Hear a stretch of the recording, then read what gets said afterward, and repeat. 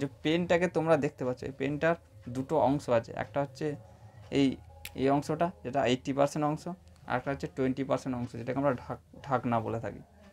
তো এইটা দেখাচ্ছি কেন, এটা বলার কারণ এটাই কি এই পেনটাকে দিয়ে, এই অংশটা দিয়ে আমরা যত খুশি চাপ দিই, লিখি, প্রেসার দিই, কিন্তু সবার শেষে এই ঢাকনা অংশটাই কিন্তু এর ওপর এসে বসে।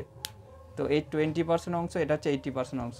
এইটা বলার মেন কারণ হচ্ছে এই পৃথিবীর মধ্যে যত লোক আছে তার মধ্যে 80% লোক, এটাকে যদি আমরা 80% লোক হিসেবে ধরি, কি জীবনে প্রচুর পরিমাণে পরিশ্রম করে, প্রচুর পরিমাণে খাটে, কিন্তু জীবনে সবসময় স্ট্রাগল করে থাকে এবং সবসময় বেশি উপার্জনের চেষ্টায় আশা করতে থাকে। কিন্তু এই 20% অংশ আর একটা দল আছে যারা কিন্তু জীবনে খুবই কম পরিশ্রম করে কিন্তু প্রচুর উপার্জন করে এবং খুব দারুণভাবে জীবনটা কাটায়।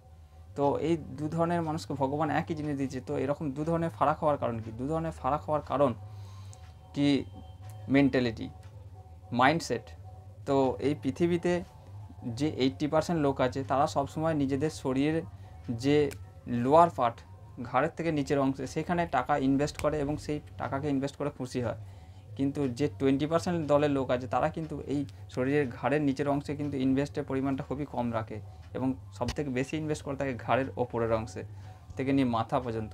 এটাকে জানার চেষ্টা করে এবং প্রচুর পরিমাণে শেখে এবং এই কারণের জন্যই তারা দুনিয়ায় রাজ করছে এবং 20% দলের মধ্যে আছে এবং খুব কম পরিশ্রম করে প্রচুর টাকা উপার্জন করে এবং জীবনটাকে খুব দারুণভাবে কাটায়। তো আমি তোমাদেরকে এটাই বলতে চাই কি জীবনে এই 80% পার্ট থেকে 20% পার্টের মধ্যে কীভাবে আসা যায় সেটা এই 2025 সালে তোমরা শেখার চেষ্টা করতে পারো এবং জীবনটাকে আরও সুন্দর এবং আরও দারুণ করে তুলতে পারো।